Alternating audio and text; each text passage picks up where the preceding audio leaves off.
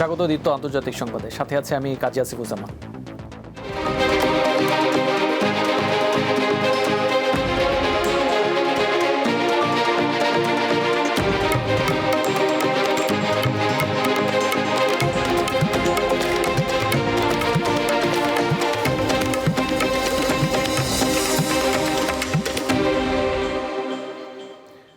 Gaza city সুজাইয়াতে Israeli সেনাদের গুলিতে অন্তত 2 জন ফিলিস্তিনি নিহত হয়েছেন। তাছাড়া আইডিএফের বিরুদ্ধে উপত্যকায় ত্রাণ প্রবেশে বাধা দানের অভিযোগ উঠেছে। ইসরায়েলের গুরুতর এবং পদ্ধতিগতভাবে যুদ্ধবিরতি লঙ্ঘনের নিন্দা জানিয়েছে গাজার সরকারি গণমাধ্যম বিভাগ। 10 অক্টোবর যুদ্ধবিরতি কার্যকরের পর তেল আভিভ কমপক্ষে 875 বার তা লঙ্ঘন করেছে বলেও জানায় তারা। এদিকে যুদ্ধবিরতি কার্যকরের পর ইসরায়েলি হামলায় গাজায় এই পর্যন্ত 411 জন নিহত এবং 1100 জনের বেশি মানুষ আহত হয়েছেন।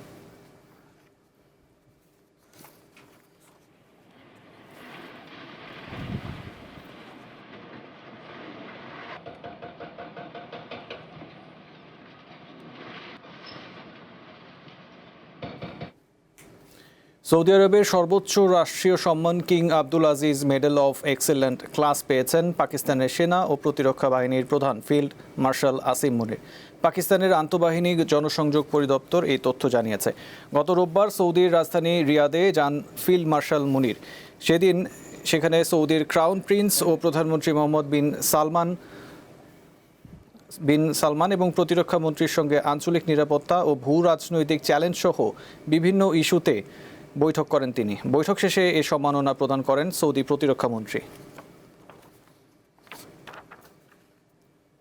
আগামী 28 ডিসেম্বর দেশীয়ভাবে নির্মিত 3টি স্যাটেলাইট উৎক্ষেপণ করতে যাচ্ছে ইরান।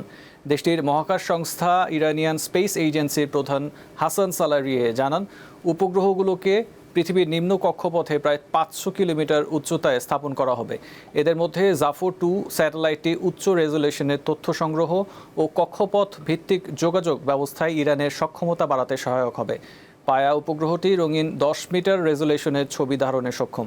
কৃষি, পানি সম্পদ ব্যবস্থাপনা, পরিবেশ পর্যবেক্ষণ এবং নগর মানচিত্রায়নের মতো গুরুত্বপূর্ণ খাতে এই উপগ্রহের তথ্য ব্যবহার করা হবে।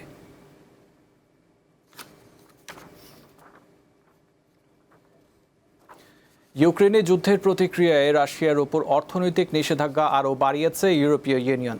সোমবার এক বিবৃতিতে ইইউ কাউন্সিল জানায়, মস্কোর ওপর আরও 6 মাস নিষেধাজ্ঞা বলবৎ থাকবে, যার মেয়াদ থাকবে আগামী বছরের 31 জুলাই পর্যন্ত।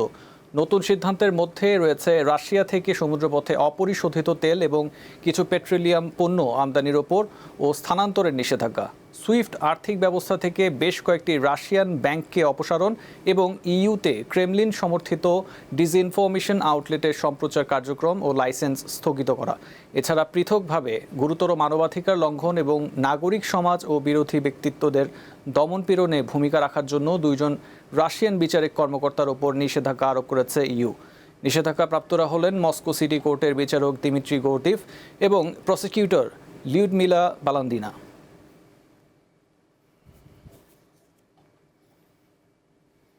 সিরিয়ার উত্তর পূর্বাঞ্চলীয় শহর আলেপ্পোতে দেশটির সেনাবাহিনী ও কুর্দি নেতৃত্বাধীন বাহিনীর মধ্যে সংঘর্ষে 2 জন নিহত হয়েছেন। সোমবার আলেপ্পোর শেইখান ও লায়ারমুন গোলচত্বর এলাকায় এই ঘটনা ঘটে। সিরিয়ার রাষ্ট্রীয় বার্তা সংস্থা সান জানায়, সংঘর্ষের সময় ভারী মেশিনগান ও মর্টার শেলের ব্যবহার হয়। সিরিয়ার স্বরাষ্ট্র মন্ত্রণালয় এক বিবৃতিতে জানিয়েছে, আলেপ্পোর শেখ মাকসুদ ও আশরাফিয়া এলাকার চেকপোস্টে নিরাপত্তা বাহিনীর ওপর হামলা চালায় এসডিএফ। তবে এই অভিযোগ অস্বীকার করেছে কুর্দি নেতৃত্বাধীন বাহিনীটি।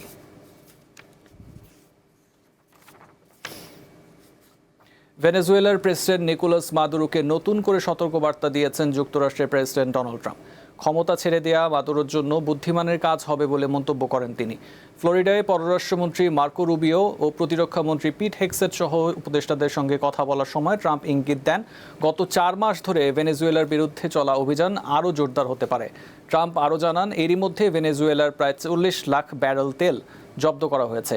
সেই তেল এবং জাহাজগুলো যুক্তরাষ্ট্রই রেখে দেবে। এদিকে চীনের পররাষ্ট্র মন্ত্রণালয় বলছে, যুক্তরাষ্ট্র যেভাবে আরেক দেশের জাহাজ জব্দ করছে তা আন্তর্জাতিক আইনের গুরুতর লঙ্ঘন। ভেনেজুয়েলার উপকূলে চীনগামী একটি তেল ট্যাঙ্কারকে বাধা দেওয়ার পর বেইজিং প্রতিক্রিয়ায় এমনটি জানায়।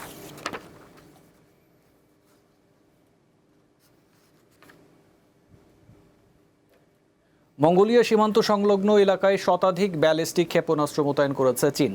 সম্প্রতি প্রকাশিত যুক্তরাষ্ট্রের প্রতিরক্ষা দপ্তর পেন্টাগনের এক খসড়া প্রতিবেদনে উঠে এসেছে চাঞ্চল্যকর এই তথ্য। প্রতিবেদনে দাবি করা হয় চীন ১০০টিরও বেশি আন্তঃমহাদেশীয় ব্যালিস্টিক ক্ষেপণাস্ত্র মোতায়েন করেছে বলে ধারণা করা হচ্ছে। পেন্টাগনের প্রতিবেদন অনুযায়ী চীন বর্তমানে বিশ্বের অন্য যে কোনো পারমাণবিক শক্তিধর দেশের তুলনায় দ্রুত গতিতে তার অস্ত্রভান্ডার সম্প্রসারণ ও আধুনিকায়ন করছে। এই ধরনের প্রতিবেদনকে চীন সম্পর্কে অপপ্রচার ও আন্তর্জাতিক সম্প্রদায়কে বিভ্রান্ত করার চেষ্টা বলে অভিহিত করেছে বেইজিং। তবে এই প্রতিবেদনে নতুন করে মোতায়েন করা ক্ষেপণাস্ত্রগুলোর সম্ভাব্য লক্ষ্যবস্তু সম্পর্কে কিছু জানানো হয়নি। ইংলিশ চ্যানেল পাড়ি দিয়ে একদিনে অন্তত ৮০৩ জন অভিবাসন প্রত্যাশী যুক্তরাজ্যে পৌঁছেছে। সাম্প্রতিক বছরগুলোতে একদিনে এই সংখ্যা রেকর্ড বলে জানিয়েছে ব্রিটিশ স্বরাষ্ট্র মন্ত্রণালয়। বিবিসি জানায় গত ২০ ডিসেম্বর ১৩টি ছোট নৌকায় ইংলিশ চ্যানেল পাড়ি দেয় ৮০৩ জন। পরে বর্ডার ফোর্স এবং RNLI নৌকাগুলোকে তীরে নিয়ে যায়। পরবর্তীতে এক বিবৃতিতে ব্রিটিশ স্বরাষ্ট্র মন্ত্রণালয় জানায় এই বছর ইংলিশ চ্যানেল পাড়ি দিয়ে যুক্তরাজ্যে পৌঁছেছে প্রায় ৪১,৫০০ অভিবাসী, যা আগের বছরের তুলনায় প্রায় ৫,০০০-এর বেশি। অবৈধ অভিবাসন প্রত্যাশীদের ঠেকাতে প্রয়োজনীয় ব্যবস্থা নেওয়ার কথাও জানানো হয় বিবৃতিতে। আরও বলা হয় যুক্তরাজ্যে অবৈধভাবে অবস্থানকারী প্রায় ৫০,০০০ আশ্রয় প্রার্থীকে ইতিমধ্যে ফ্রান্সে সরিয়ে নেওয়া হয়েছে। সাগরের নিচে এশিয়ার সবচেয়ে বড় স্বর্ণের খনির সন্ধান পেয়েছে চীন।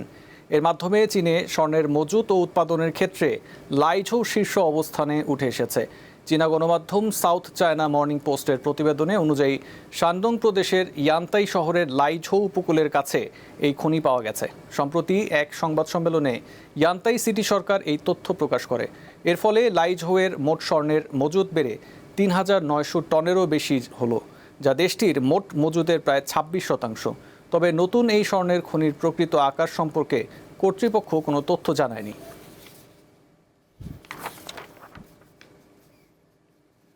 গ্রিনল্যান্ডের জন্য বিশেষ দূত হিসেবে লুইজিয়ানা রাজ্যের রিপাবলিকান গভর্নর জেফ ল্যান্ড্রিকে নিয়োগ দিয়েছেন যুক্তরাষ্ট্রের প্রেসিডেন্ট ডোনাল্ড ট্রাম্প। ফলে গ্রিনল্যান্ড ইস্যুতে নতুন করে উত্তেজনা তৈরি হয়েছে। বিশাল দ্বীপটি যুক্তরাষ্ট্রের প্রয়োজন উল্লেখ করে সেটিকে নিজেদের অংশ হিসেবে যুক্ত করার কথা পুনরায় উল্লেখ করেন ট্রাম্প। মার্কিন প্রেসিডেন্টের এই পদক্ষেপে ক্ষুব্ধ হয়েছে ডেনমার্ক।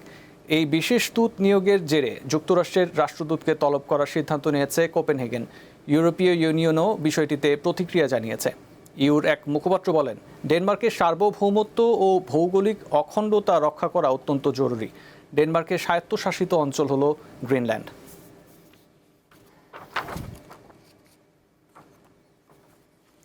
চাকরির জন্য ১,৮০০টিরও বেশি ভুয়া আবেদন বাতিল করেছে অ্যামাজন। ভুয়া বা চুরি করা পরিচয় ব্যবহার করে উত্তর কোরিয়ার হ্যাকার ও গোয়েন্দা এজেন্টরা এসব পদের জন্য আবেদন করেছিল বলে জানায় সংস্থাটি। সোমবার অ্যামাজনের প্রধান নিরাপত্তা কর্মকর্তা লিঙ্কডইনের এক পোস্টে এসব তথ্য জানান। তিনি বলেন, এসব ভুয়া আবেদনকারীর উদ্দেশ্য চাকরি পাওয়া, বেতন নেওয়া এবং সেই অর্থ উত্তর কোরিয়ার সরকারি অস্ত্র কর্মসূচির তহবিলে পাঠানো। যুক্তরাষ্ট্র ও দক্ষিণ কোরিয়া কর্তৃপক্ষ এরই মধ্যে উত্তর কোরিয়ার এজেন্টদের অনলাইন জালিয়াতি নিয়ে সতর্ক হয়েছে। প্রথম দেখায় মনে হতে পারে এটি কোনো আর্ট গ্যালারি। একটু খোঁজ নিলেই জানা যাবে এসব শিল্প তৈরি হয়েছে সমুদ্রের ঢেউয়ে ভেসে আসা কাঠ থেকে, যেগুলো এক সময় পড়েছিল বর্জ্য হয়ে। সেগুলোই এখন তুলে আনা হচ্ছে সমুদ্রের তীর থেকে, রূপ দেওয়া হচ্ছে চোখ জুড়ানো শিল্পে। হাতুড়ির টুকটাক শব্দ আর কাঠের গন্ধে ভরা একটি ওয়ার্কশপ। চারদিকে সাজানো ভাস্কর্যগুলোর কোনোটি দেখতে প্রাণীর অবয়ব, কোনোটি দেখে মনে হবে মানুষের মুখ, কোনোটি আবার লোককথার চরিত্র।